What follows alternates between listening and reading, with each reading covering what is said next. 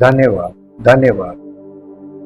सच्चे जीवित और महान सामर्थ्य परमेश्वर, हम आपका हृदय से धन्यवाद करते हैं आपके पवित्र वचनों के लिए और पवित्र आत्मा की सहायता के लिए। पवित्र आत्मा की सहायता से आपके पवित्र वचनों के द्वारा हम इस बात को सीखते हैं, समझते हैं और इस बात को अपने जीवन में ग्रहण करते हैं कि सच्चा और जीवित परमेश्वर किस प्रकार मनुष्यों के साथ संबंध स्थापित करता है, और जिन लोगों के साथ वो संबंध स्थापित करता है वो लोग अगर परमेश्वर के साथ विश्वास योग्य नहीं रहते हैं तो परमेश्वर उनको किस प्रकार दंड देकर उन्हें करेक्ट करता है, ताकि हम सीखें कि परमेश्वर जो हमसे अत्यधिक प्रेम करता है वो हमारे जीवन को और हमारे जीवन में हमारी भलाई के लिए हमें दंड देकर हमको सही करने के लिए काम करता है, ताकि हमारा जीवन उसकी महिमा का कारण बने और हमारे जीवन से उसके नाम की महिमा हो और लोग ये जाने कि परमेश्वर के लोग जिन्हें परमेश्वर किस प्रकार लेकर चलता है, ताकि उसको लोग जाने, उस परमेश्वर को लोग जाने और उसकी महिमा को देखें, उसके सामर्थ्य के कामों को देखें, उसके करेक्शन करने के तरीकों को देखें और लोग जागरूक हों और परमेश्वर के प्रति गंभीरता से उसके साथ पेश आए और ऐसी महिमा उसके द्वारा हमारे जीवन से प्रकट हो कि उसका नाम महिमान्वित होने पाए।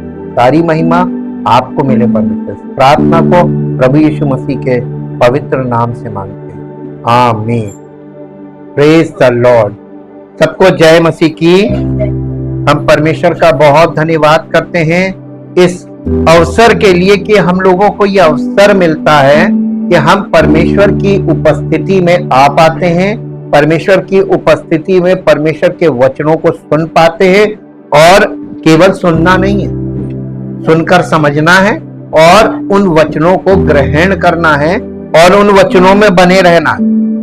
और नहीं तो हम लोग ये देख रहे हैं बाइबल कि किस प्रकार वो भयानक से भयानक दंड भी देता है। इसलिए नहीं कि वो इसलिए दंड देता है ताकि लोगों को ये पता चले कि परमेश्वर पॉजिटिवली काम करता है और नेगेटिवली भी काम करता है। परमेश्वर केवल प्लस प्लस प्लस नहीं करता है, प्लस और माइनस दोनों करता है। घटना बढ़ना जीवन में हमेशा रहेगा। आप केवल बढ़ने का अगर विचार रखते हैं तो गलत है। आप देखिए ज्यादातर लोगों से आप देखते हैं तो उनका दृष्टिकोण क्या है कि उनको बस चाहिए कुछ उनके पास से कम ना हो, बढ़ता रहे। तो बढ़ती खाली नहीं होती है, घटती बढ़ती दोनों चलती कि नहीं चलती। आपको महीने में जब तनख्वाह मिलती है, महीने के अंत में वो खत्म हो जाती है, तो इसका मतलब ये नहीं कि आप गई भैंस पानी में, फिर अगले महीने मिलती है और फिर मिलती है तो फिर वो घटती है। तो घटती बढ़ती ये है जीवन। कोई बिजनेस आपका सिर्फ प्लस प्लस प्लस प्लस हो रहा है, उसमें घाटा नहीं हो रहा, गलत। आप कोई गलत काम कर रहे हैं। अवैध काम में खाली प्लस होता है, जितने भी अवैध होते हैं, लेकिन जो सही काम होगा उसमें प्लस माइनस दोनों होगा और होना चाहिए। अगर प्लस माइनस नहीं होगा तो आपको ये पता ही नहीं चलेगा क्या चीज कितनी है। हर चीज आप घर में राशन लाइए, घटता कि नहीं घटता, फिर आता। कोई भी चीज आप एक बार खरीद कर पूरी जिंदगी के लिए कोई चीज खरीद सकते हैं? नहीं खरीद सकते। हर चीज आपको प्रतिदिन के हिसाब से खरीदनी पड़ेगी। ये परमेश्वर का नियम है, ये नेचुरल लॉ कहते हैं इसको। तो क्यों इंसान भरने की सोचता कि हम भर लें, बस हम खाएं और कोई ना, हम बगल वालों को कुछ मिले या ना मिले, हमारे देश के लोगों को कुछ मिले, हमको मिल जाए, बस हम भर लें। अगर ये विचार लोगों के पास आ जाए तो चावल आप कितने दिन रख सकते हैं? एक साल की वो सालाना कटनी होती है ना, सालाना फसल है, तो साल भर के बाद फिर आपके वो, और उससे ज्यादा रखोगे तो खराब हो जाएगा। दालें ले लो, कोई भी चीज ले लो, अब आप उससे भी नीचे आइए, दूध वगैरह आप कितने दिन रख सकते हैं? अगर आपके यहाँ ज्यादा दूध होता है, आपने पाल रखा है और ज्यादा दूध होता है, आप नहीं उसको कंज्यूम कर पाते हैं तो आप उसको सेल आउट करेंगे, नहीं सेल आउट करेंगे तो ऐसे ही दे देंगे, नहीं तो ना वो आपकी किसी काम का नहीं रहे, खराब हो जाएगा। तो कोई भी चीज की अधिकता आपके पास होगी ना, अगर आपने उसको आगे नहीं बढ़ाया, किसी को दिया नहीं, तो वो बेकार हो जाएगी। अब आप देखिए परमेश्वर इजराइलियों को मन्ना के द्वारा क्या सिखा रहा था, प्रतिदिन का मन्ना देता था। रोकोगे उसको, रखोगे, सड़ जाएगा, कीड़े पड़ जाते थे। तो परमेश्वर यही दिखा रहा है कि तुम कोई भी चीज को जमा करके रखोगे उसमें कीड़े पड़ जाएंगे। इसलिए जमाखोरी का विचार अपने अंदर से निकालकर परमेश्वर पर निर्भर होने का विचार क्यों नहीं रखते। जमाखोरी से आपको कोई लाभ नहीं होगा, लेकिन परमेश्वर का अनुग्रह और परमेश्वर की उपस्थिति रहेगी तो आपके पास कुछ नहीं, तब भी परमेश्वर आपको कहीं ना कहीं से सब चीजें देता रहेगा। कौन दे सकता है? आपकी जमाखोरी से आपका कोई फायदा नहीं होगा। परमेश्वर ऐसे लोगों को पसंद नहीं करता। बाइबल में इसका, अब ये जो बातें हम एक लाइन में बोलते हैं, इनके लिए आपको लंबा अध्ययन करना पड़ता, तब पता चलता परमेश्वर ये जमाखोरी नहीं पसंद। आजकल के लोग जमाखोरी में पैसे की जमाखोरी, अनाज की जमाखोरी, जमीन को ढेर सारी जमीन प्रॉपर्टी ले ली, जमाखोरी, ये आपकी यानी आपके असंतोष का परिणाम है। आप थोड़े में संतुष्ट नहीं है, आप पूरी दुनिया में जहां तक आपके बस चलता वहां तक आप चीजों को प्राप्त करना। और इसीलिए नए नियम में लिखा, यदि तू सारे जगत को प्राप्त करे अपने प्राणों की हानि उठाए तो तुझे क्या लाभ। इसलिए लोगों को इस मानसिकता से छूटने में वक्त लगेगा, और यही आप जब तक समर्पित नहीं होंगे तब तक ये छुटकारा होगा नहीं। यही उद्धार इन चीजों से। पुरानी वाचा और नई वाचा के बीच अंतर हम लोग देखेंगे। दोनों वाचाओं में क्या अंतर है? देखिए, सबसे पहले ये बता दें, बाइबल के दो भाग हैं। लोग कहते हैं पुराना नियम, नया नियम। नियम का मतलब वाचा है, पुरानी वाचा और नई वाचा। उसी वाचा को नियम बोलती है। पुराना नियम, नया नियम, पुरानी वाचा, नई वाचा। तो इसका मतलब पुराने नियम के अंदर या पुरानी नियम के अंदर ढेर सारी वाचाएं आपको मिलेगी, ढेर सारी वाचाएं, लेकिन नए नियम में केवल एक वाचा। इसलिए पुराना नियम और नए नियम में दोनों में वाचाओं में अंतर पाया जाता है। और इन अंतर को हम लोग आज थोड़ा सा देखेंगे, क्योंकि अब हम नई वाचा के अंतर्गत आते हैं, तो हमको नई वाचा को समझना है और उसकी ओर बढ़ना है।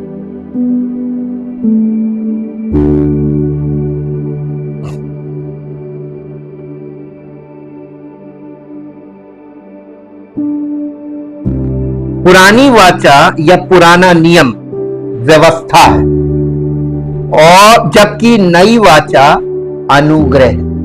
ये बेसिक डिफरेंस। तो जब हम लोग स्टडी करते हैं ओल्ड टेस्टामेंट और न्यू टेस्टामेंट का कंपैरिजन में स्टडी करते हैं, तब हम व्यवस्था और अनुग्रह को रखते हैं। व्यवस्था का मतलब पुरानी वाचा और अनुग्रह का मतलब नई वाचा। तो इसको और शॉर्ट कर दिया गया, व्यवस्था और अनुग्रह। पुरानी वाचा और नई वाचा के बीच बहुत अंतर है, बहुत ढेर सारे अंतर है। नंबर एक, पुरानी वाचा मूसा के द्वारा आई, जबकि नई वाचा यीशु मसीह के द्वारा आई। इसको पढ़ सकते हैं आप, यूहन्ना रचित सुसमाचार के पहले अध्याय का 17 पद पढ़े। यूहन्ना रचित सुसमाचार पहला अध्याय उसका 17 पद। इसलिए कि व्यवस्था तो मूसा के द्वारा दी गई, परंतु अनुग्रह और सच्चाई यीशु मसीह के द्वारा पहुंची। तो जो नई वाचा है उसमें अनुग्रह और सच्चाई दो चीजें कॉमन है। इस पर ध्यान फोकस कीजिएगा कि यीशु मसीह अनुग्रह और सच्चाई का प्रभु है। वो हमारे लिए अनुग्रह लेकर आया और हमारे लिए सत्य लेकर आया। लेकिन पुरानी वाचा जो है व्यवस्था, वो मूसा के द्वारा दी गई, और व्यवस्था में 613 नियम हुआ करते थे, 613, जिसमें 10 आज्ञाएं जो थी वो बैकबोन का काम करती थी, मेन। और उसी 10 आज्ञाओं के संबंध में 613 आज्ञाएं और हैं। और ये बताइए कि जब आदम और हवा एक आज्ञा का पालन नहीं कर सके तो 613 का पालन कैसे करेंगे? या आप कर सकते हैं? नहीं कर सकते। ये तो पनिशमेंट है, जरूरत से ज्यादा आज्ञाएं पनिशमेंट है। हम आपको बताते कैसे, मसला समझिए। हमारे बच्चे जब छोटे छोटे होते हैं, मान लीजिए आपके घर में छोटे छोटे बच्चे हैं और आप हस्बैंड वाइफ दोनों जॉब करते हैं।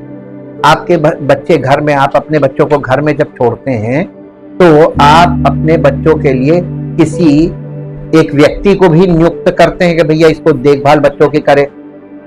उनका काम बच्चों की देखभाल है, लेकिन मान लीजिए अगर वो देखभाल में चूक जाए, बच्चा कोई कांड कर ले, तो जिम्मेदार कौन है? माता पिता ही जिम्मेदार। तुमने छोड़ा बच्चों को अकेले। आप बच्चों को गेट बंद करना, दरवाजा बंद रखना, जब तक कोई भी आए, और कोई भी आए तो कह देना कोई नहीं है, खोलना मत। किचन में जाके गैस मत ऑन करना, टॉयलेट में जाकर नल ऑन करके मत छोड़ देना। आप कितने ढेर हुक्म देते हैं बच्चों, कितने ढेर। कारण क्योंकि वो बच्चे हैं, समझ नहीं है, तो उनको इतने ढेर कानून बताए जाते, इतनी ढेर आज्ञाएं दी जाती है। ये मत करना, ये मत करना, ये मत करना, ये मत करना, ये मत करना, ये मत। क्यों? क्योंकि वो इमेच्योर है। और वही बच्चे जब बड़े हो जाते हैं, विवाह के योग्य हो जाते हैं, जॉब करने लगते हैं, तब आप उनको कोई हुक्म देते हैं? क्यों? अब वो खुद समझदार है, वो खुद नहीं करेंगे। तो ये अब उनके पास अनुभव आ गया, लेकिन जब उनके पास अनुभव नहीं था, बिल्कुल जानकारी भी नहीं थी, अनुभव भी नहीं था, कुछ नहीं था, तब उनको ढेर सारी आज्ञाओं की समय समय पर टोका टाकी चाहिए होती थी। लेकिन जब वो बड़े हो जाते हैं, अब आप टोका टाकी करेंगे तो फिर आपसे उनका रिश्ता कभी नहीं सही। टोका टाकी का समय कब होता है? जब तक वो छोटे हैं, जब तक वो समझ नहीं रखते, ना समझ। और समझदार होने के बाद आपकी टोका टाकी आपके लिए भारी पड़ जाएगी। अगर आप समझदार होंगे तो आप नहीं करेंगे, और आप ना समझ होंगे तो आप ये काम करके अपने जीवन में अपने लिए मुश्किल पैदा करें। लेकिन परमेश्वर महाबुद्धिमान परमेश्वर, उसने कब तक, जब अज्ञानता का समय चला है, मलाकी तक चला अज्ञानता का समय, तब तक तो उसने उनको आज्ञा पर आज्ञा, आज्ञा पर आज्ञा, नियम पर नियम, नियम पर नियम किए। लेकिन जब उसने देखा नहीं, अब तो ये मैच्योर हो गए हैं, लेकिन अब ये जानबूझ के कर रहे, मुझे चढ़ा रहे, तब परमेश्वर ने अपना रुख बदल दिया। परमेश्वर ने अपना रुख बदला और परमेश्वर ने मैच्योर रिलेशनशिप के लिए अपने पुत्र को भेजा। अब माफी नहीं। पहले तो परमेश्वर बार बार उनको माफ करता रहता था, यानी अनुग्रह कर देता था ना, चलो ठीक है बच्चे हैं, चलो सुधर जाएंगे, चलो सुधर जाएंगे। आप भी जब तक बच्चे छोटे रहते हैं, गलतियां करते हैं, आप माफ करते रहते हैं। लेकिन जब बड़े हो जाते तब असहनीय हो जाते, है ना। ये देखिए, आप दोनों नियमों में ये अंतर आपको दिखाई देगा। इजराइल को, चिल्ड्रन ऑफ इजराइल शुरू से और बाइबल के यानी पुराने नियम के अंत तक वो चिल्ड्रन ऑफ इजराइल यानी इजराइल की संतान कहलाए। संतान का मतलब इमेच्योर। लेकिन नए नियम आप देखिए, परमेश्वर के पुत्र और पुत्री की बात की जा रही है। फर्क आ गया ना। अब यहां से हम लोग इस चीज को समझेंगे। पुरानी वाचा मूसा के द्वारा आई, जबकि नई वाचा यीशु मसीह के द्वारा आई। पुरानी वाचा मृत्यु की ओर ले जाती है, यानी मारती है, जबकि नई वाचा जीवन देती है। अब आप ये अंतर देखिए। यूहन्ना रचित सुसमाचार, दूसरा कुरिन्थियों 3 अध्याय और उसका 6 पद पढ़िए। दूसरा कुरिन्थियों, जिसने हमें नई वाचा के सेवक होने के योग्य भी किया, शब्द के सेवक नहीं वरन आत्मा के सेवक, क्योंकि शब्द मारता है। अब आप देखिए, पुराने नियम में शब्द की वाचा थी, आज्ञाएं। शब्द का मतलब होता है आज्ञाएं, हुक्म, नियम, कड़े नियम। और आत्मा की वाचा, आत्मा की वाचा में परमेश्वर आपसे बोलेगा कुछ नहीं, तुम जो भी करोगे उसका हिसाब तुमको परमेश्वर को देना पड़ेगा। तो इसमें सिर्फ आपको जानकारी दी जाती है कि परमेश्वर नई वाचा के अंतर्गत आपको सिर्फ ये मालूम होना चाहिए कि परमेश्वर आपने जो कुछ भी अपने जीवन में किया, पूरे जीवन काल जो फैसले लिए, पारिवारिक फैसले लिए, जो आपने व्यक्तिगत फैसले लिए, उनसे जो लोगों को नुकसान पहुंचा, परिवार के लोगों को नुकसान पहुंचा, व्यक्तिगत आपको नुकसान पहुंचा, इन सब चीजों का हिसाब परमेश्वर आपसे करेगा कि तुमने ऐसा क्यों किया, तुमने किस लालच में फंस के तुमने ये वाला फैसला किया, तुमने उस व्यक्ति के चक्कर में फंस के तुमने ये वाला निर्णय लिया। ये सारे गलत निर्णय जो आप करेंगे ना, इन सब चीजों का हिसाब लिया जाएगा, क्योंकि आप घर के अगर मुखिया हैं, आपकी गलती पूरे परिवार को नुकसान पहुंचाती है। जैसे कि गाड़ी चलाने वाले की एक छोटी सी गलती गाड़ी में बैठे सब लोगों के लिए मृत्यु का कारण बनती कि नहीं बनती? हाँ के ना? उसकी एक जरा सी चूक सबको ले जाती है। वैसे ही परिवार के मुखिया की एक गलती सब लोगों को नुकसान पहुंचाती है, सबको इतनी भयानक स्थिति में ले जाके खड़ा करती है। तो परमेश्वर किससे बात करेगा? उस मुखिया से बात करेगा, आओ तुम आओ, तुम्हारे कारण आज ये पीड़ित है, तुम्हारे फैसले गलत रहे, तुमने जो बचपन में आपको ध्यान करना था एजुकेशन का, बच्चों को मारो, पढ़ाई करने के पीछे मारो, कड़ाई करो ताकि वो पढ़ाई करें, पढ़ लिख जाते तो आज जो दशा वो ना हो। कभी सोचा नहीं होगा आपने कि परमेश्वर कहां से हिसाब ले लेगा? अरे आपकी जिंदगी के सारे हिसाब वो करेगा, क्योंकि आपने परमेश्वर का वचन बचपन से आपको मिला नहीं, तो आपने मन मुआफिक जैसा आसपास के लोग, परिवार के लोग जो जैसा कहता गया करते गए।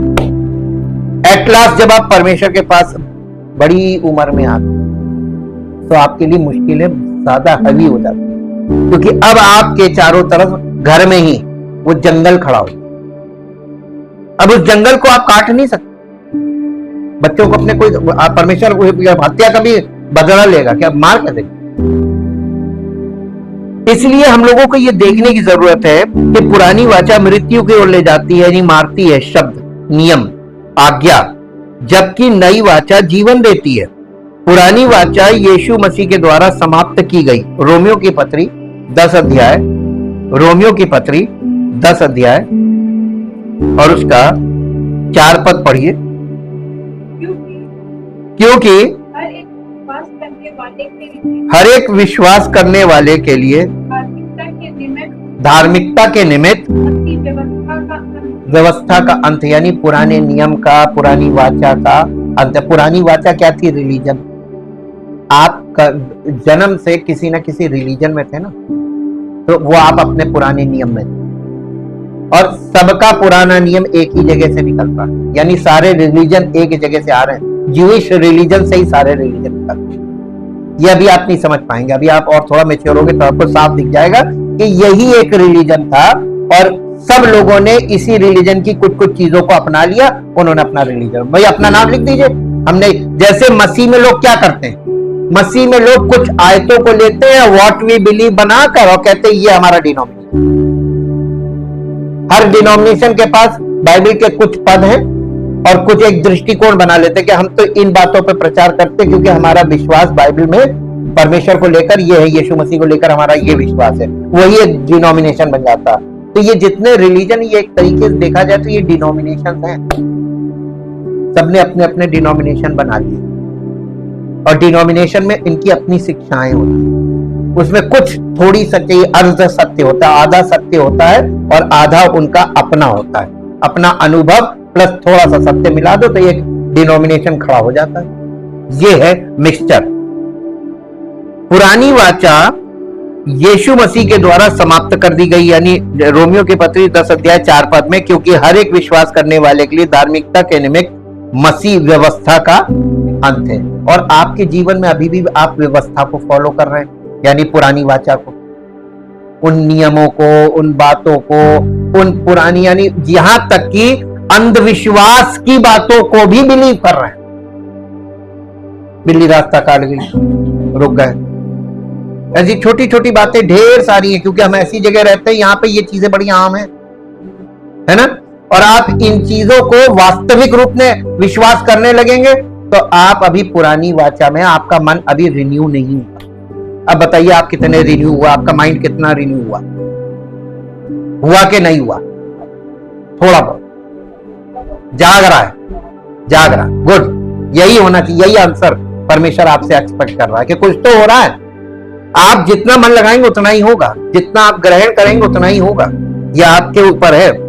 जबकि नई वाचा यीशु मसीह के द्वारा स्थापित की गई, इब्रानियों की पत्री उसका 8 अध्याय 6 पद, इब्रानियों की पत्री 8 अध्याय और 6 पद। पर उन याजकों से बढ़कर सेवा यीशु को मिली, क्योंकि वो और भी उत्तम वाचा का मध्यस्थ ठहरा, जो और उत्तम प्रतिज्ञाओं के सहारे बांधी गई है। यानी नए नियम की जो वायदे हैं वो उत्तम है। उत्तम का मतलब पुराने नियम के वायदे उसके आगे कुछ नहीं, ये उत्तम है। वो अच्छे थे लेकिन उत्तम नहीं थे। पुरानी वाचा दास बनाती है।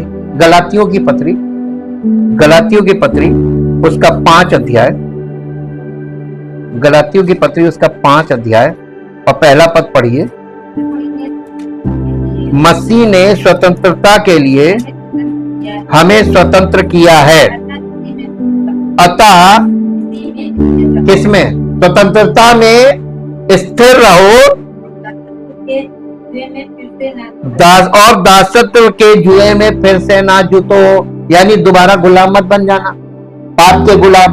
पाप से छुड़ा लिया, गुलामी से छुड़ा लिया, अब तुम दोबारा पाप। तो इसका मतलब बॉर्न अगेन होने के बाद, कलीसिया में आने के बाद भी लोग फिर से बैक स्टेप होंगे और दोबारा पाप के गुलाम बनेंगे। इसलिए पौलुस ने ये लिखा। ऐसा पहली सदी की कलीसिया में भी हो रहा था, जैसा आज आम बात। आज तो ये आम बात हो गई, उस समय रेयरेस्ट ऑफ रेयर होता था। इसलिए उसने ये वाली बात लिखी, अपनी मसीह में जो हमको पाप की गुलामी से छुड़ा लिया, उसकी उस स्वतंत्रता को बनाए रखो।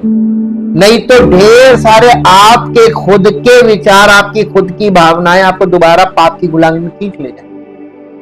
आपको मीठी बातें अगर पसंद होंगी ना, आप डांट से नफरत करते होंगे, कोई डांटे ना, आपको बेइज्जती फील होती डांट खाने में। आपको कोई व्यक्ति हार्ड तरीके से ना बोले, सब पुचकार के बोले प्यार से, ऐसे लोगों को उद्धार मिलने के बाद दोबारा ये वापस बैक होता है। ये स्वाभाविक समस्या है। लेकिन जो लोग एकदम हार्ड किस्म के होते हैं, चाहे कुछ भी बोलो, हम तो प्रभु के दर को छोड़ेंगे, वो लोग उद्धार पाएंगे। आपको मालूम यीशु मसीह ने किस तरीके से बोला था? आप देखिए, यूहन्ना बपतिस्मा देने वाले ने यहूदी जो लीडर्स थे, जो यानी रिलीजियस लीडर्स थे, उनको कहा सांप के बच्चों। और दूसरी पत्री में, दूसरी सुसमाचार में उसने बताया, उसने आम लोगों से भी कहा सांप के बच्चों, क्योंकि थे तो सब यहूदी, एक ही वंश के लोग थे। दूसरा, आप यीशु मसीह को देखिए, वो कनानी स्त्री आती है और वो कहती है कि मुझ पर दया कर। उसने कहा बच्चों की रोटी लेकर कुत्तों को देना उचित नहीं। क्या बोला? समझने वाले ने समझा, उसने उसको कुत्ता बोला। उसने कहा, हे प्रभु, मैं जानती हूं कुत्ते भी तो मालिक की मेज से गिरा चूर चार खाते। उसने उसको मालिक बना दिया। और यहूदी लोगों को भी कहा ये मालिक लोग हैं और उनकी मेज से गिरा, यानी हमें भी थोड़ा सा अनुग्रह मिल जाए। ये दीनता थी। जो दीन और नम्र होगा ना, वो उद्धार पाके अनंत जीवन का वारिस बन जाए। दीन और नम्र। जो सेल्फ राइचस होगा, घमंड से भरा होगा। ये आपको एकदम मोटी मोटी बात बता रहे हैं। और सेल्फ राइचसनेस लोगों में जल्दी नहीं मरती है। ये उसका स्वयं का, यानी इसी को ईगो बोला जाता है। उसका आई, मैं, और ये मैं मरता नहीं है। और अगर मैं मर गया तो समझिए उसका जीवन सफल हो, प्रभु उसको कलेक्ट कर लेता है। पुरानी वाचा दास बनाती है, जबकि नई वाचा मनुष्य को स्वतंत्र बनाती है, स्वतंत्रता देती है। यूहन्ना रचित सुसमाचार 8 अध्याय, यूहन्ना रचित सुसमाचार 8 अध्याय। यीशु मसीह यहाँ पर उन यहूदियों से बात कर रहा है जिन्होंने यीशु मसीह पर विश्वास किया था। और यीशु मसीह ने उनसे कहा, 8 अध्याय का 32 पद पढ़िए।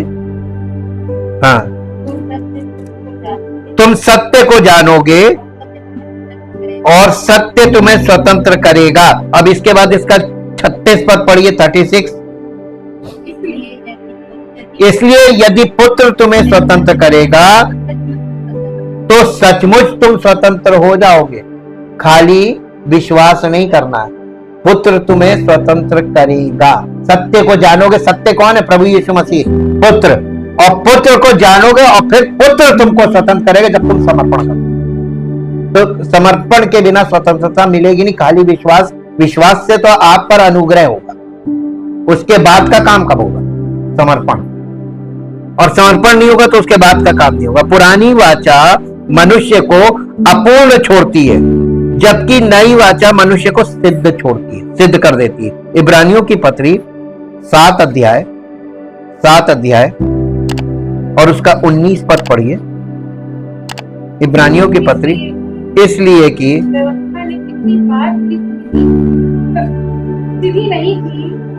कि व्यवस्था ने किसी बात को कभी सिद्ध नहीं किया, सिद्धि नहीं की, और उसके स्थान पर एक ऐसी उत्तम आशा रखी गई है जिसके द्वारा हम परमेश्वर। देखिए, नई वाचा में जो अविश्वास और अनुग्रह और विश्वास है ना, ये आप परमेश्वर के समीप आपको लाता है ताकि आप समर्पित हो और आपके हृदय का खतना किया जाए और आपको पवित्र आत्मा में मैच्योर बनाया जाए स्पिरिचुअली, और आपको प्रभु के घर में परमेश्वर के पुत्र के स्वरूप में परिवर्तित करके परमेश्वर अपनी महिमा करे। ये पूरा कार्य हमने बोला। तो आपको विश्वास से अनुग्रह मिलता है कि आप परमेश्वर की उपस्थिति में आ सकते, आपको निकट आने का अनुभव मिलता है। और निकट आने को लोग सोचते हैं कि बस हमको तो मिल गया सब कुछ। अब इस चीज को हम ऐसे आपको समझा सकते हैं कि ये ऐसा है जैसे मूसा के तंबू में, वहां पर याजक लोग केवल अंदर जाते थे। कौन जाता था? याजक लोग। याजक लोग कहां तक जा सकते थे? केवल पर्दे के, जहां वो सुगंधित धूप जला दी जाती थी, उसकी वेदी के पास तक।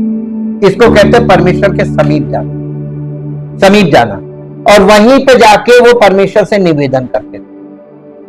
परमेश्वर की उपस्थिति के पास जाकर, यानी होली ऑफ होलीज के पर्दे के बाहर, वहां तक जाते थे और वहां पर जाकर परमेश्वर से अपने लिए नहीं, बाहर खड़े व्यक्ति के लिए निवेदन करते। किसके लिए? जो अंदर नहीं आ सकता। अब आपको मालूम है प्रार्थना का मतलब क्या होता है? आप तो परमेश्वर की उपस्थिति में आए तो आपको कुछ नहीं मांगना, क्योंकि आपको मालूम हो गया, वचन ने बताया वो सब कुछ देता है। आपको केवल विश्वास करना, प्रभु हमें हर एक चीज देगा अपनी महिमा और धन के अनुसार। मेरा प्रभु मुझको हर एक चीज देगा अपनी महिमा और धन के अनुसार, मिलेगा। अब जब भी मिले और उसे अपने वक्त से अपने तरीके से देगा, ये विश्वास हमारा होना चाहिए। और हमको प्रार्थना किसके लिए करनी, निवेदन किसके लिए करनी? जो अभी उपस्थिति में नहीं आ पाया, हमें उसके लिए प्रभु इस पर दया, ये भी आ जाए। ये मूसा के तंबू में दिखाया गया। इतना लंबा अध्ययन हमने आपको समय इसीलिए लिया कि आपको बार बार दिखाएं, ताकि जब बाद में हम फाइनल में जाएं तब हम आपको समझा सकें। अब आप देखिए कि यहां पर जो बात बोली इसको फिर से पढ़िए। 7 अध्याय 19 पद, इब्रानियों 7:19। इसलिए कि व्यवस्था ने किसी बात की सिद्धि नहीं की, और उसके स्थान पर एक ऐसी उत्तम आशा रखी गई है जिसके द्वारा हम परमेश्वर के समीप, कहां तक? पर्दे के बाहर, होली ऑफ होलीज के पास तक जा सकते हैं। होली ऑफ होलीज कौन है मालूम? प्रभु यीशु मसीह। अब हम यीशु मसीह के पास जा सकते हैं, ये मिला है। अब आप ये बताइए, आप इसको उद्धार मानते हैं?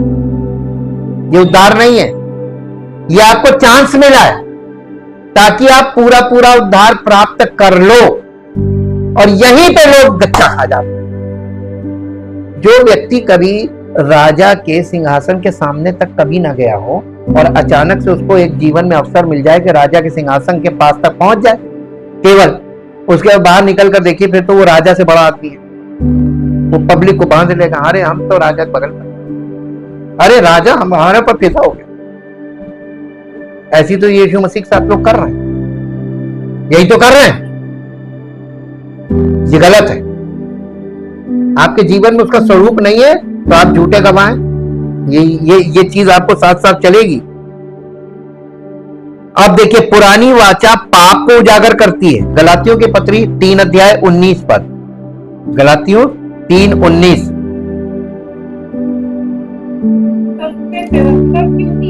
तो फिर व्यवस्था क्यों दी गई? वो तो अपराधों के कारण बाद में दी गई कि उस वंश के आने तक रहे जिसको प्रतिज्ञाएं दी गई थी, और वो स्वर्गदूतों के द्वारा एक मध्यस्थ के हाथ ठहराई गई, गए नहीं, ठहराई गई। मध्यस्थ तो एक का नहीं होता, हाँ, परंतु परमेश्वर एक ही है। अब देखिए, मध्यस्थ दो लोगों के बीच का होता है ना। अब यहां पर एक बात आपने देखी और अब आपको समझ में आ जाना चाहिए। यहां पे लिखा है तब फिर व्यवस्था क्यों दी गई? वो तो अपराधों के कारण बाद में दी गई। कब बाद में? कब? अब्राहम, इज़हाक, याकूब। याकूब के बाद यूसुफ आया। यूसुफ जोड़ने वाला है। किसको जोड़ने वाला? ये जो यूसुफ के और भाई थे और इनकी वंशज थे, ये यूसुफ यीशु मसीह की तरह है। ये ब्रिज बन रहा है।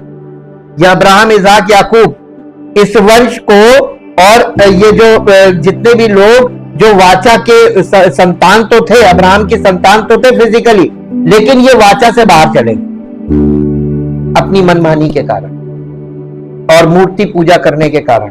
दूसरे अपने मूल से बाहर निकल गए, यानी यहूदी लोगों के अलावा अन्य जाति के लोगों में विवाह करके, अन्य जातियों के देशों में बसकर ये परमेश्वर की वाचा से बाहर चले। आप देख रहे हैं ना वाचा से बाहर कैसे होते लोग।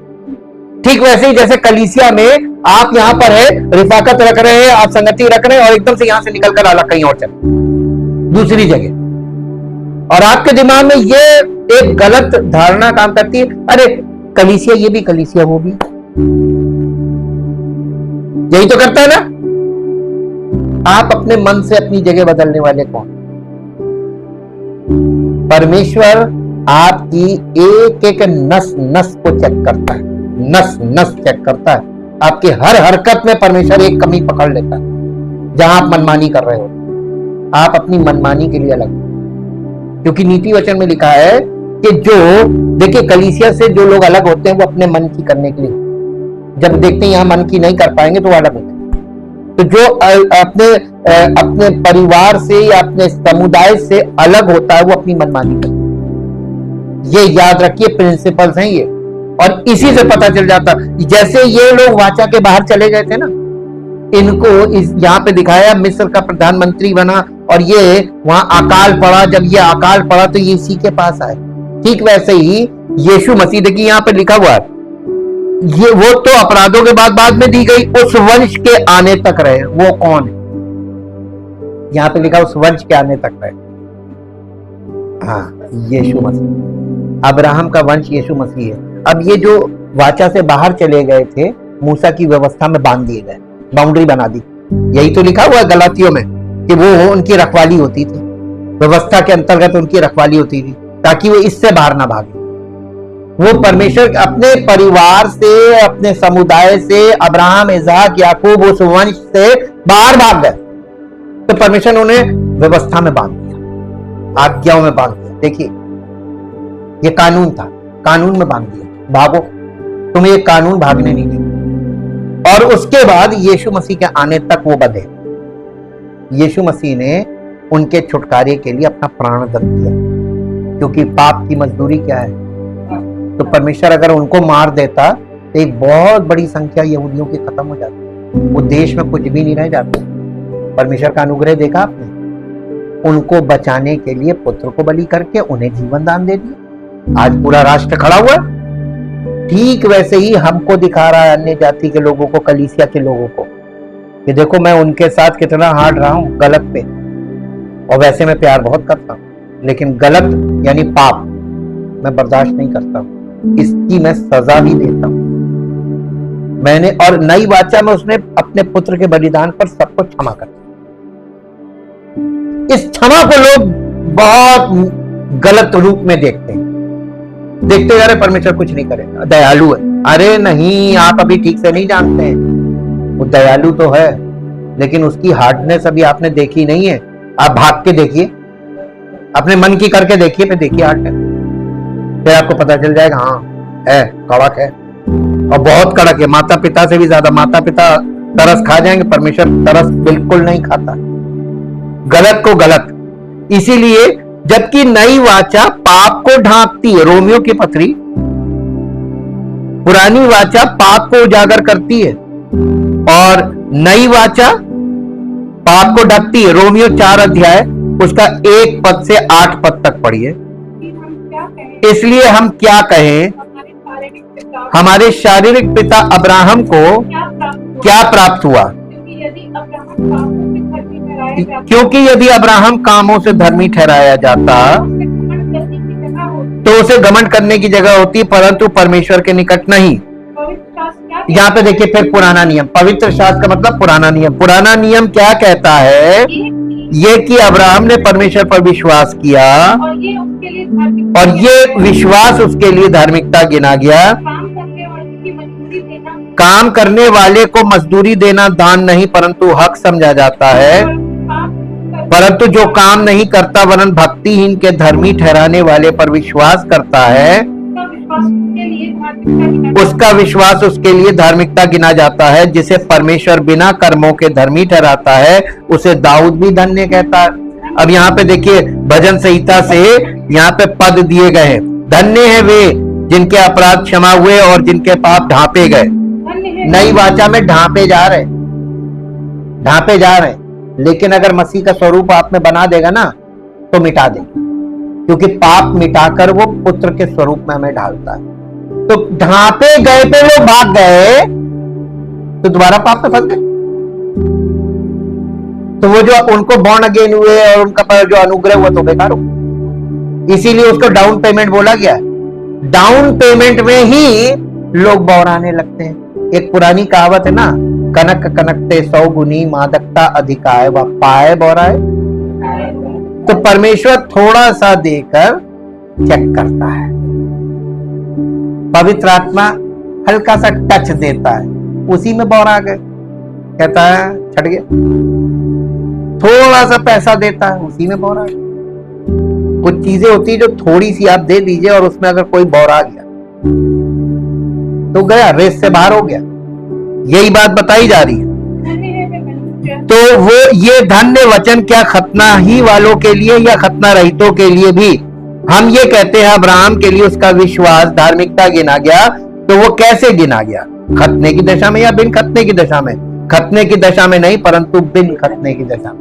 वह अन्य जाति का व्यक्ति था, तब परमेश्वर ने उस पर उसने विश्वास किया और वो परमेश्वर के सामने धर्मी ठहरा विश्वास से। लेकिन परमेश्वर के वंश में उसको आने के लिए कितने साल लगे? उसको परमेश्वर की ओर से जो वरदान मिला, संतान इज़हाक, कितने साल लगे? 25 साल क्यों लगे? वो उसने विश्वास किया था, लिखा है, लेकिन एक्चुअल में वो विश्वास नहीं कर।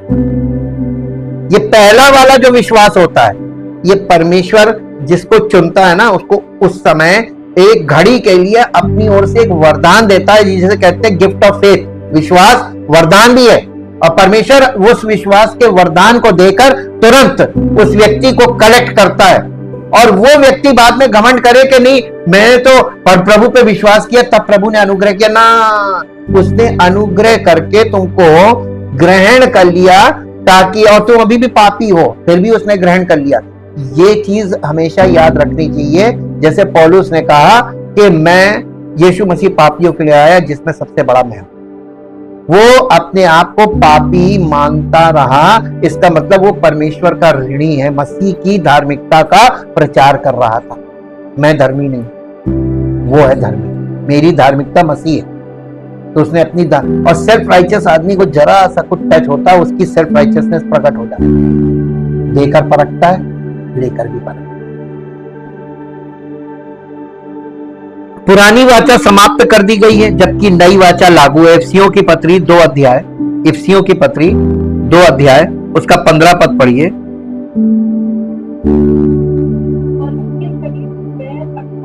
और अपने शरीर में बैर अर्थात वो व्यवस्था जिसकी आज्ञा विधियों की रीति पर थी मिटा दिया कि दोनों से अपने में एक नए मनुष्य को उत्पन्न करके मेल करा दे। देखिए प्रभु यीशु मसीह क्या कर रहा है, यहूदियों को भी और अन्य जातियों को भी उसने व्यवस्था बैर उत्पन्न करती थी। यहूदी लोगों को व्यवस्था दी थी, अन्य जातियों को स्वाभाविक उन्हें लिखित। यही तो अंतर है, व्यवस्था दोनों को दी, एक को स्वाभाविक एक को लिखित। और ये व्यवस्था ही इन दोनों के बीच दुश्मनी का काम कर रही थी कि नहीं कर रही? ये तेरा परमेश्वर ये मेरा परमेश्वर, ये तेरी विधि ये मेरी, ये तेरा धर्म ये मेरा धर्म, यही तो चल रहा था। यीशु मसीह ने दोनों को मिलाकर अपने में एक नया मनुष्य। तो जब कोई मसीह में आता है तो वो उसकी पुरानी जो आइडेंटिटी होती है वो टोटल मिट जानी चाहिए और मसीह में वो नया मनुष्य बन जाना चाहिए, नई सृष्टि। इसीलिए उसको नाम दिया गया मसीही। जो मसीह का स्वभाव जिसके अंदर हो वो मसीही। तो कहां आपको दिख रहा दिखाए को सत्य? सब अपना अपना रूप धारण करके आते, लेकिन परमेश्वर पहचान लेता, मालूम आप बच नहीं सकते। अब यहां पर देखिए एक और पॉइंट, पुरानी वाचा जीवन नहीं दे सकती, आत्मिक जीवन अनंत जीवन नहीं दे सकती। 2 कुरिन्थियों 3 अध्याय 7 पद, 2 कुरिन्थियों 3 अध्याय का 7 पद, पुरानी वाचा जीवन नहीं दे सकती। यदि मृत्यु की वो वाचा जिसके अक्षर पत्थरों पर खोदे गए थे यहाँ तक तेजोमय हुई कि मूसा के मुंह पर के तेज के कारण जो घटता भी जाता था इजरायली उसके मुंह पर दृष्टि नहीं कर सकते थे। तो आत्मा की वाचा यानी नए नियम की वाचा और भी तेजोमय क्यों ना होगी। देखिए यहाँ पर ये उसका पुराने नियम का तेज और नए नियम के तेज में भी अंतर है। आज मालूम है आपको, मैं गारंटी के साथ कह रहा हूं, अन्य जाति के लोग पुरानी वाचा के तेज में बहुत बुरी तरीके से फंस जाते हैं। वो जब ऑरा देखते हैं ना उनका स्टेज पर और वो परफॉर्मेंस करते हुए, बड़ी आसानी से वो लिप्त हो जाते, मुरीद हो जाते और लग के चले जाते। यहां से गए बहुत से लोग, कैसे अट्रैक्ट कर लेती है वाली। लेकिन जो मसीह का तेज है ना, वो वाचा उसमें तेज घटता जाता है। आप जाकर देखिए, आपको कुछ समय बाद वो तेज आपको घटता हुआ दिखे। अरे कुछ नहीं, क्या सोच के आए थे क्या निकला। कुछ समय बाद आपके सामने पोल पट्टी खुल जाएगी, ये सब खेल है। और नई वाचा में तेज शुरू में कम होता है, धीरे धीरे बढ़ता चला जाता है। इसमें तेज घटता नहीं, इसमें तेज बढ़ता है और उसमें तेज घटता है। ये अंतर है। और ये एक ऐसा अंतर है, जब तक आप मैच्योर नहीं होगा आप इस अंतर को डिसर्न नहीं कर पाएंगे। ये बहुत बारीक अंतर है और ये आत्मिक अंतर है, आत्मिक चीज है ये, जिसे पकड़ना है। जबकि नई वाचा जो है वो जीवन दे सकती है। गलातियों की पत्री 3 अध्याय उसका 11 पद पढ़िए। गलातियों की पत्री 3 अध्याय का 11 पद। पर ये बात प्रकट है कि व्यवस्था के द्वारा परमेश्वर के यहाँ कोई धर्मी नहीं ठहर सकता। पुरानी वाचा में आप परमेश्वर के सामने धर्मी नहीं ठहर सकते, वो रिलीजन है। क्योंकि धर्मी जन विश्वास से जिंदा रहेगा। आप विश्वास से चल ही नहीं रहे, आप तो धर्म से चल रहे, कहां जिंदा रहे? अनंत जीवन काहे से मिलेगा? कौन सा विश्वास? वो तो आपको नए नियम में प्रभु की ओर से मिलेगा। विश्वास भी तो वरदान है, ये उस वरदान से जीवन मिल रहा है। ये आपके विश्वास से नहीं मिल रहा है, ये प्रभु का विश्वास है। जिस पर अनुग्रह करेगा चट से विश्वास, आपके दिल में एकदम से विश्वास पैदा होगा। विश्वास सुनने से पैदा होता है। जब आप वचन सुनते रहेंगे आपके अंदर विश्वास पैदा हो जाएगा और खट से आपका उद्धार होगा। इसीलिए कहते हैं वचन में बने रहो, कलीसिया में बने रहो, एक दिन उद्धार होता है। भागोगे तो नहीं होगा, भागते ही रहोगे, सारी जिंदगी भागते रहोगे। और इसी के साथ गलातियों की पत्री 6 अध्याय का 8 पद पढ़िए। 6 अध्याय का 8 पद, 8 पद, क्योंकि जो अपने शरीर के लिए बोता है वो शरीर के द्वारा विनाश की कटनी काटेगा, और जो आत्मा के लिए बोता है वो आत्मा के द्वारा अनंत जीवन की कटनी। अब आपको कौन सी कटनी काटनी, बोना तो शुरू करना पड़ेगा। तो आपने आत्मा के लिए कहां बोया, बताइए क्या बोया? अभी शरीर के लिए बोल, विनाश की कटनी। ये वचन हमको बार बार जगा रहा है कि तुम जो कर रहे हो तो छोड़ दो। पुरानी वाचा श्राप लाती है। गलातियों की पत्री 3 अध्याय का 10 पद, गलातियों की पत्री 3 अध्याय 10 पद। इसलिए जितने लोग व्यवस्था के कामों पर भरोसा रखते हैं वो सब श्राप के अधीन है। जितने लोग रिलीजन में जो कर्म कांड है उन पर भरोसा रखते हैं वो सब काहे के अधीन है? अब आप बताइए, घर परिवारों में यहाँ पे क्या हो रहा है? अचानक से मृत्यु हो जा रही है, अचानक से एक्सीडेंट हो गया, जीवन बर्बाद हो गया, इतनी रॉडें पड़ गई, इतनी हड्डियां टूट गई, इतने बुरे बुरे हाल हो रहे हैं। ये सब क्यों हो रहा है? क्या कर रहे हैं? वो रिलीजियस एक्टिविटीज में लगे हैं। जो कोई इन चीजों के कंट्रोल में है और ये सब कर रहा है वो श्राप के अधीन जी, क्योंकि लिखा है जो कोई व्यवस्था की पुस्तक में लिखी हुई सब बातों के मानने में करने में स्थिर नहीं रहता वो श्रापित है। अब बताइए, सारी बातें कौन मान सकता है? किस रिलीजन में? हर रिलीजन में नियम कानून है। परमेश्वर हमको यहूदी धर्म से यही दिखा रहा है। नियम कानूनों की भरपूरी थी, इतनी भरपूरी थी कि उसमें कोई बच ही नहीं सकता, मरना था, क्योंकि कोई उन चीजों को मान ही नहीं सकता था। एक हुक्म हो तो मान ले, 2 हुक्म हो मान ले। अब इतने 613 याद ही नहीं रहेंगे। आपको याद रहेंगे? मुझे तो नहीं रहेंगे। मैं तो हाथ उठाता हूं, प्रभु मैं नहीं कर सकता, हार मान लो। पहले कठिन चीज दी गई थी ताकि इसमें बिजी रहे। परमेश्वर ने एक पहेली दे दी व्यवस्था के रूप में कि बेटा इसमें बिजी रहो। जब तक तुम इसमें बिजी रहोगे शायद इसकी बातों पर ध्यान करके तुमको परमेश्वर के स्वभाव के बारे में पता चल जाए कि वो परमेश्वर हमको प्यार भी कर रहा है और हमको पनिशमेंट भी दे रहा है और हमारे जीवन में सुधार करना मांगता है। परमेश्वर भलाई के लिए कर रहा था, लेकिन भलाई कहां, ये लोग तो उसको फिजिकल नियम बनाकर दुनिया को दिखावा करने लगे। देखो हमारा धर्म आज भी तो यही है। लोग एक दूसरे के सामने क्या कर रहे हैं? अपने आप को ऊंचाई तो कर रहे हैं, और यही चीज परमेश्वर को बर्दाश्त नहीं है। और जबकि नई वाचा शाप से मुक्ति दिलाती है। गलातियों की पत्री 3 अध्याय का 13 पद पढ़िए। गलातियों 3:13, मसीह ने जो हमारे लिए श्रापित बना हमें मोल लेकर व्यवस्था के श्राप से इतने ढेर सारे नियमों को मानने से उसने छुड़ा दिया। ये श्राप था। छूटना चाहते हैं?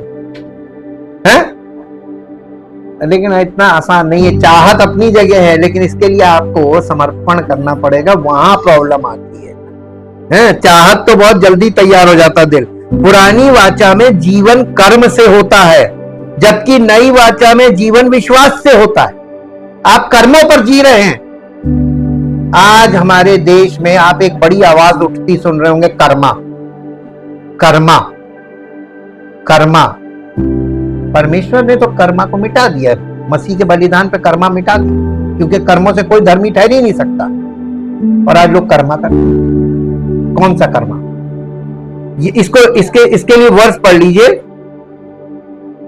गलातियों की पत्री 3 अध्याय का 10 और 11 पद पढ़िए मिला के। इसलिए जितने लोग व्यवस्था के कामों पर, कर्मा आया ना, व्यवस्था के कामों पर या रिलीजियस कामों पर धर्म के कामों पर भरोसा रखते हैं, वे सब श्राप के अधीन हैं, क्योंकि लिखा है, ये पुराने नियम में ही लिखा है कि जो कोई व्यवस्था की पुस्तक में लिखी सब बातों के करने में स्थिर नहीं रहता, यानी स्थिर रहकर करते रहो करते रहो करते रहो, एकदम ब्रेक ना लगाना। अब आप ये बताइए आप कैसे करते रहे?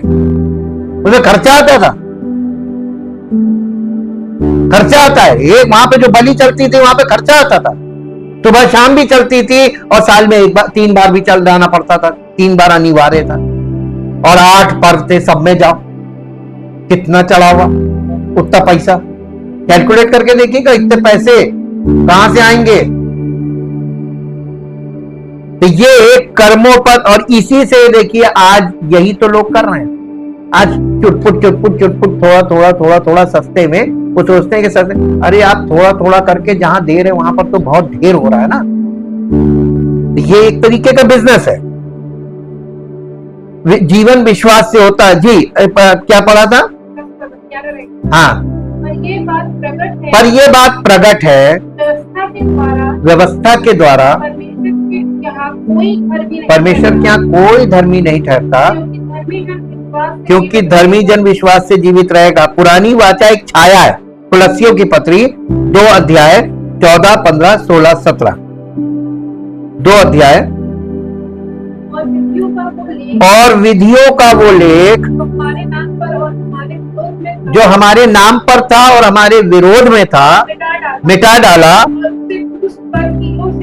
और उसे क्रूस पर कीलों से जड़कर सामने से हटा दिया, और उसने प्रधानताओं और अधिकारों को ऊपर से उतार कर उनका खुल्लम खुल्ला तमाशा बनाया, क्रूस के द्वारा उन पर जय जयकार की ध्वनि सुनाई, और क्रूस के कारण उन पर जय जयकार की ध्वनि सुनाई। जबकि नई वाचा, हाँ, इसलिए खाने पीने या पर्व या नए इसलिए खाने पीने या पर्व या नए चांद के विषय में या सबत के विषय में तुम्हारा कोई फैसला ना करे, तुम्हारा कोई फैसला ना करे, यानी कोई अंपायर नहीं होना चाहिए। इन सब बातों, आत्मिक बातों को लेकर आपके जीवन में कोई ऐसा व्यक्ति नहीं होना चाहिए जो आपको कहे ऐसे नहीं ऐसे करो। इसमें केवल एक ही व्यक्ति बोल सकता, परमेश्वर का वचन, यीशु मसीह की बातें, शिक्षाएं और पवित्र आत्मा। कलीसिया में पवित्र आत्मा के द्वारा प्रभु इसीलिए बात कर रहा है।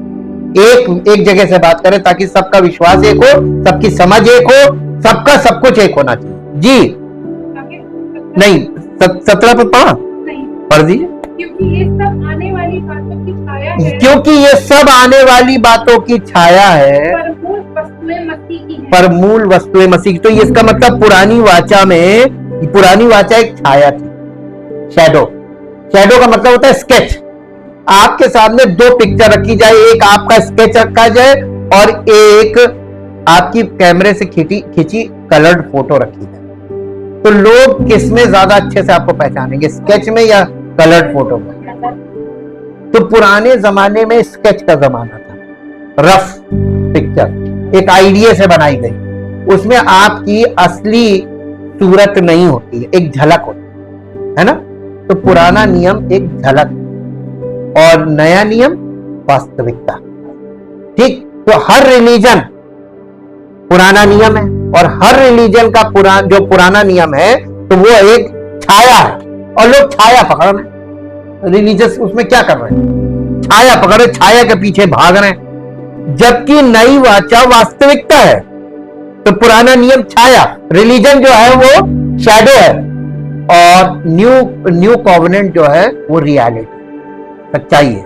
और सच्चाई कोई पसंद नहीं करता। इब्रानियों की पत्री 10 अध्याय और उसका 1 से 18 पद तक घर में पढ़ लीजिएगा, और हम आगे वाले पॉइंट पे चलेंगे। पुरानी वाचा ढकी हुई महिमा है, जबकि नई वाचा अनावृत महिमा है, यानी खुली।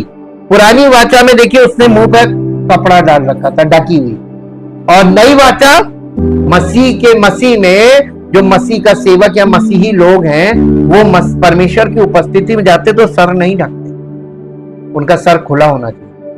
जबकि आप रिलीजन में जाके देखिए सब लोग सर ढकते है ना। लेकिन नए नियम यहूदी भी ढकते, लेकिन नए नियम में मसीह ने सर ढकना मना है पुरुषों के लिए। स्त्रियों को सर ढकना है, पुरुषों को सर नहीं ढकना है।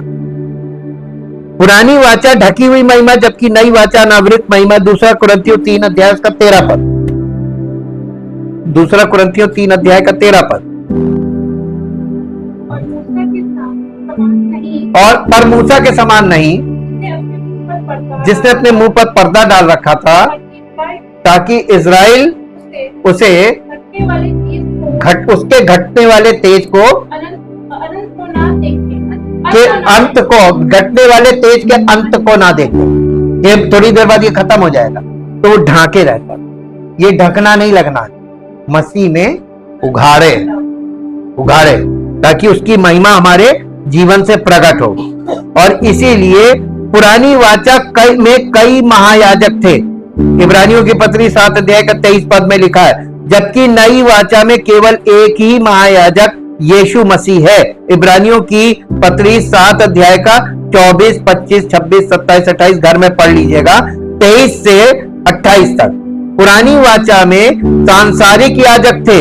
इब्रानियों की पत्री 5 अध्याय 1 से 4 तक, जबकि नई वाचा में स्वर्गीय याजक है। इब्रानियों की पत्री 9 अध्याय उसका 24 पद। ये पढ़ दीजिए, स्वर्गीय याजक है, नई वाचा में स्वर्गीय याजक है। इब्रानियों की पत्री 9 अध्याय उसका 24 पद। क्योंकि मसीह ने उस हाथ के बनाए हुए पवित्र स्थान में, जो सच्चे पवित्र स्थान का नमूना है, प्रवेश नहीं किया, पर स्वर्ग ही में प्रवेश किया, ताकि हमारे लिए अब परमेश्वर के सामने दिखाई दे। और इसके साथ 10 अध्याय का 12 पद पढ़ लीजिएगा। पुरानी वाचा व्यवस्था के द्वारा याजक बनाती है, जबकि नई वाचा शपथ के द्वारा याजक बनाती है। पुरानी वाचा व्यवस्था के द्वारा याजक बनाती है, जबकि नई वाचा शपथ के द्वारा याजक बनाती है। इब्रानियों की पत्री 7 अध्याय का 12 और 28 पद पढ़ लीजिएगा। पुरानी वाचा में सांसारिक निवास था। इब्रानियों की पत्री 9 अध्याय का 2 पद, जबकि नई वाचा में स्वर्गीय निवास है। इब्रानियों की पत्री 8 अध्याय का 2 पद।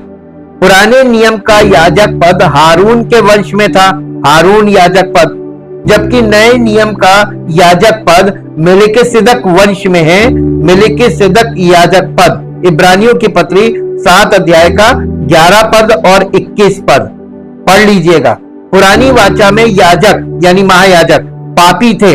इब्रानियों 5 अध्याय 1 से 4, जबकि नई वाचा में याजक यीशु मसीह पाप रहित। इब्रानियों की पत्री 7 अध्याय का 26 पद।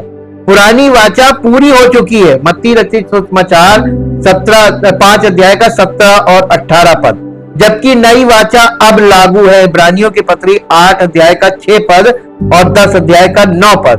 पुराने नियम में व्यवस्था पत्थर की पट्टियों पर लिखी गई थी, जबकि नए नियम में व्यवस्था लोगों के हृदयों में लिखी गई है। यिर्मयाह की पुस्तक उसका 31 अध्याय का 33 पद पढ़िए। यिर्मयाह 31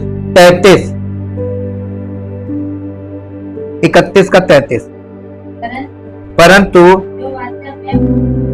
जो वाचा मैं उन दिनों के बाद इज़राइल के घराने से बांधूंगा वो ये है, मैं अपनी व्यवस्था उनके मन में समवाऊंगा और उसे उनके हृदय पर लिखूंगा, और मैं उनका परमेश्वर ठहरूंगा और वो मेरी प्रजा ठहरेंगे। यहोवा की यही वाणी है। तो अब नई वाचा में व्यवस्था कहां लिखेगा? है? जब तक कोई समर्पित नहीं होगा तो कैसे लिख देगा? और ये काम कहां होगा? कलीसिया में। कौन? सेवक के द्वारा पवित्र आत्मा आपके हृदय पर लिखेगा। ये पवित्र आत्मा के द्वारा लिखा जाएगा। ये 2 कुरिन्थियों 3 अध्याय में इसका वर्णन है 1 से। पौलुस कह रहा है कि मैंने सेवकों की नाई उनके हृदयों पर पत्री लिखी। ये व्यवस्था लिखना है। मसीह की व्यवस्था हमारे हृदय पर लिखी जाएगी और तभी आप नई व्यवस्था में आएंगे। तो हृदय बड़ा इंपॉर्टेंट है। नए नियम, पुराने नियम में सब कुछ शारीरिक चल रहा था, वहां पे हृदय का कोई काम नहीं था। मन हो या ना हो, लोग कर रहे हैं। आज भी लोग कर रहे हैं, बेमन कर रहे हैं। अब आप ये बताइए, बेमन से आप भेंट चढ़ा रहे हैं, वो ग्रहण होगी? ये सच्चा मत चढ़ाओ। और किसको चढ़ा रहे हैं उन्हें मालूम नहीं, एक्चुअली सब भ्रम में कर रहे हैं ना, कुछ पता तो है नहीं कहां करना क्या है कौन नहीं है, कौन सच्चा कौन झूठ, कुछ नहीं मालूम। जो कर रहे हैं सब कर रहे हैं, ढेर चाल। लेकिन नए नियम में ये चीज नहीं है। नए नियम में क्या है? पहले उसको जानो, वो भी तुमको जाने, तुम भी उसको जानो, बराबर से एक दूसरे के साथ, जैसे एक व्यस्त लोग होते हैं ना, फ्रेंडशिप, एक दूसरे के साथ विचारों का आदान प्रदान करते हैं, ऐसे आदान प्रदान करना है और एक दूसरे के साथ कदम से कदम मिलाकर चलना है। यही है पवित्र आत्मा में चलना, आत्मा की अगुवाई में चलना। और उसमें हृदय बहुत इंपॉर्टेंट। जब आप परमेश्वर की उपस्थिति में आए, हृदय के साथ आए, बेमन ना आए। मन नहीं है मत आइए, लेकिन आइए तो पूरे मन के साथ, संपूर्ण मन। तो हृदय बहुत इंपॉर्टेंट है, ये ध्यान रखिएगा, क्योंकि हमारा विषय अब इसी पे आएगा। पुराने नियम में वाचा का संदूक उद्धार के संकेत के रूप में मौजूद था, जबकि नए नियम में उद्धार विश्वास के माध्यम से अनुग्रह से होता है।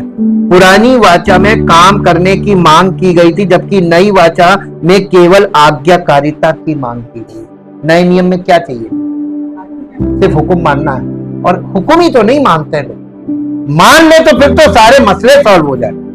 कोई मानने को तैयार नहीं, क्योंकि कोई बच्चा बनने को तैयार नहीं, जबकि यीशु मसीह ने एक बालक को बीच में खड़ा करके इतना आसान बता दिया, ऐसे बन जाओ, मसीह में ऐसे बन जाओ, देखो तुम्हारा जीवन वो सफल कर देगा, निहाल कर देगा कहेंगे। पुराने नियम में मूसा और भविष्यवक्ता मध्यस्थ थे, जबकि नए नियम में यीशु मसीह मध्यस्थ है। पुरानी वाचा अक्षर की वाचा है, जबकि नई वाचा आत्मा की वाचा है। पुराने नियम में पाप के लिए बलिदान की आवश्यकता थी, जबकि नए नियम में यीशु पूर्ण पाप बलिदान, उसने एकदम कर दिया, कोई बलिदान नहीं। पुराने नियम में प्रतिमाओं और अध्यादेशों की आवश्यकता थी, जबकि नए नियम में केवल हृदय की आवश्यकता है। नए नियम में सबसे इंपॉर्टेंट चीज क्या है? हृदय। हृदय, और हृदय ही तो कठिन है। हृदय सब वस्तुओं से अधिक धोखा देने वाला है। तो परमेश्वर को मालूम है कि ये हमारा हृदय जब हम ही को धोखा देगा, तो परमेश्वर कहता मैं तुझ पे विश्वास नहीं करता, तेरा हृदय तुझी को धोखा देता, मेरे को तो तू कभी भी धोखा देगा, है ना। पुरानी वाचा पाप को स्मरण रखती है, इब्रानियों के पत्री 10 अध्याय का 3 पद, जबकि नई वाचा पाप को स्मरण नहीं रखती। इब्रानियों के पत्री 8 अध्याय का 12 पद, 10 अध्याय का 17 पद, घर में पढ़ लीजिएगा। पुराने नियम में पापों का स्मरण प्रतिवर्ष किया जाता था, जबकि नए नियम में पापों की क्षमा और उनका धुलना एक बार और हमेशा के लिए किया जाता है। पुरानी वाचा मृत्यु की सेवकाई है, जबकि नई वाचा जीवन की सेवकाई है। दूसरा कुरिन्थियों 3 अध्याय उसका 6 और 7 पद। पुरानी वाचा स्याही से लिखी गई थी, जबकि नई वाचा परमेश्वर की आत्मा से लिखी जाती है हृदय पर। दूसरा कुरिन्थियों 3 अध्याय का 3 पद। पुरानी वाचा केवल इजराइलियों के लिए है। व्यवस्था विवरण 4 अध्याय उसका 7 और 8 पद पढ़ दीजिए। व्यवस्था विवरण 4 अध्याय उसका 7 और 8 पद। यहां इस प्रकार से लिखा है, देखो कौन ऐसी बड़ी जाति है जिसका देवता उसके ऐसे समीप रहता हो जैसे हमारा परमेश्वर यहोवा।